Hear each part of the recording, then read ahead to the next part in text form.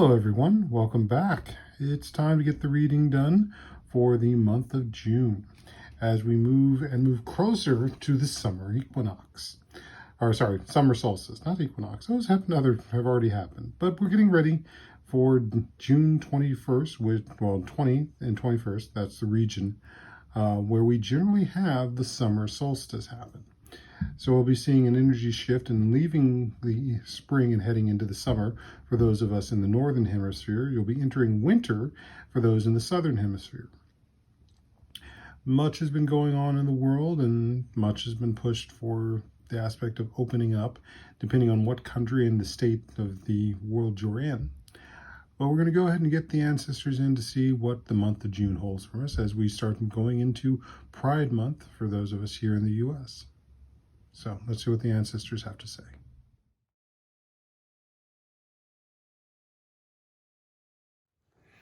Alrighty, we have thrown the bones, and here is what we've got laid out. So once more, our dice for this month, which is one might consider a new one, is the 9th house. So this centers around travel, study, higher learning, morals, and ethics.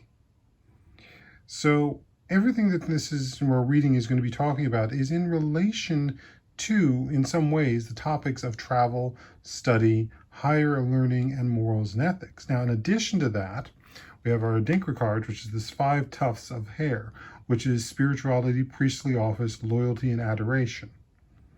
And again, where then does this standpoint of, are we operating from a place of our spirituality and the idea of being a priestly offering, about our sense of loyalty and about our sense of adoration, is when it comes to things such as travel, study, higher learning, and the morals and ethics, especially with the moral ethics, which are going to be things that come up very much when we're dealing with this sense of the spirits.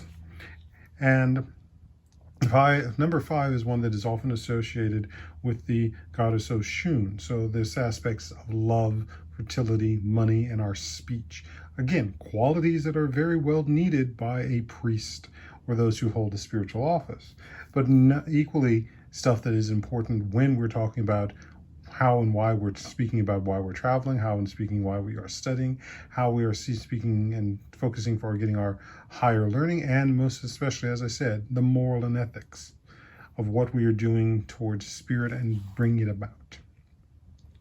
So when we look at where everything fell, and especially our bones,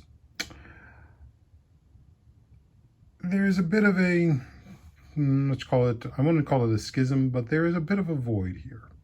There's a void between this main bone here and these two over here, especially with the quartz piece, as well as the shell and the copper piece. Now, what do each one of these mean? This one is work. These two are going to be more of the home and social, or family. So we're going to begin over here with the work bone. Now we've got a couple of the support bone pieces here and the spinal bones. So there is telling me that there is going to be thought is going to be very much involved in this. There is going to be very much issues about balance, as well as how we conduct that energy that passes through them. And most of these are balance bones here. And those balancing factor is going to be much more towards, again, our intellect. So that's where the aspects of study and higher learning are going to come into effect.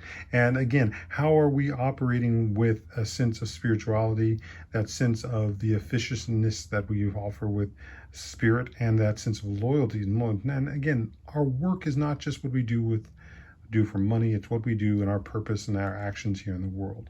So do we act in all the work in accordance we have towards the standpoint of that healing and of that work? And so there's going to be definitely parts about balance there, but it's also going to do with very much with our intellect. Now, if you notice that too, that we've got the shell, which is turned outwardly. So this is not going to be about the inner work, this is going to be the outer work. So these are going to be outer relations that we're going to be dealing with that come into relation to our work. And we also, as you can see, it's partially covering, or it's very much covering, the copper piece. So spirit is underneath all of this. So as we're dealing with everything that's going on coming at us from outside. Spirit is behind us. Spirit is pushing us along. Spirit is there to protect us. Spirit is there providing the drive. But we've also got to have spirit there and this shell to know that what we're doing is not, and what we're struggling with and what we may be encountering is going to be coming from outside, but there is spirit behind it. Spirit is going to be behind so many things, but spirit is most often going to be coming behind whatever we are here dealing with in the outer world. And it is, again, going to be dealing with that aspect of what is spirit and the priestly and loyalty we show to the task that spirit has put forth to us. And again, it's coming from outside. It's going to relate to travel. So someone may be traveling to us. It may be something that is being shipped to us. We may be going somewhere. We may be having to take something there. But something is going to be in motion and traveling to us.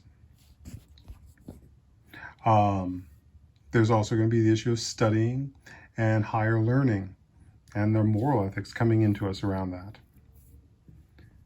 Over here, we have, again, the home and the family and social bone. And here we do have the quartz piece as well. But we also got a load of the support bones here.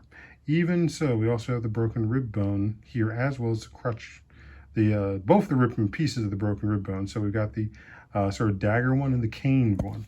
So the fact that this one is home, this is going to be very much related to stuff that's going around the home, both in our support, but it's going to be dealing with probably something related to older or health issues that has also that standpoint that's going to be dealing with strife. And anytime someone is dealing with a health issue, there is both the aspect of strife and struggle that come with it.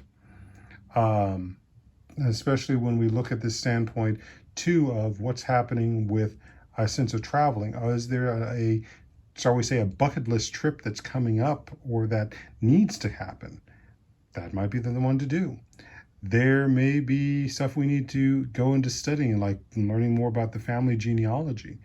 Or equally, what are the things we need to do to break the money habits that weren't healthy for our families in the past? Those are coming up, and they're also going to be centered around our sense of home, which in and of itself is both a spiritual, an intellectual, as well as a physical aspect. And a home can be not just the place you lay your head. It can be also a particular set of people you're around you. Do you feel that they are home? And there's also this aspect here. We've got this particular top of the spinal board, which tells me again that this is going to be a lot more about what's going on for us mentally, ideal-wise, as such. And that sort of balances out here with the quartz piece. And we've got these two large tailbones here, which are part of the balance. So it's really going to be about balancing out the home. Home is going to be the biggest thing that can balance it. And what's making a good spiritual home. But again, here we go to the quartz piece. And the quartz piece is this aspect of the crystallized memory. It's the fact that it's memory. And the biggest question that comes up with the idea of home is, what type of memories are we generating there with home? And what is our intent about generating those memories within the home? Within those that we are making the home with. And that's what we get here with the family/social bone here. And there is always going to be a particular struggle around the aspect of, do we put emphasis on the family of blood and genetics, or do we put the emphasis on the family of intention and spirit? But ultimately, we're always going to be looking to try and do this from a place of the highest possible spiritual center, and that sense of loyalty and adoration. And again, this is going to tie into travel. This is going to tie into the sense of how we were studying the family and the higher learning, and of course the moral issues. Now, what that sometimes means, though, it's not always going to be pretty. Like I said, there can be health issues that are expected here. But one of the things that we also have to look at too is how and what have we allowed our families to either get away with, or the allowances that we've given them to act. Certain situation I've been dealing with as of late is also a simple reminder that just because you say you're sorry doesn't mean you're absolved from accountability. And a faux sense of sorry is just saying it, but if there's no atonement also with that, if there's no actions for the sense of making it better and also recognizing the harm that has been done to someone, it makes an apology hollow. And so in this act, and it poisons memories.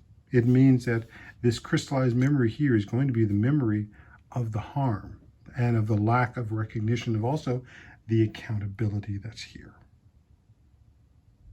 And that's something we have to look at.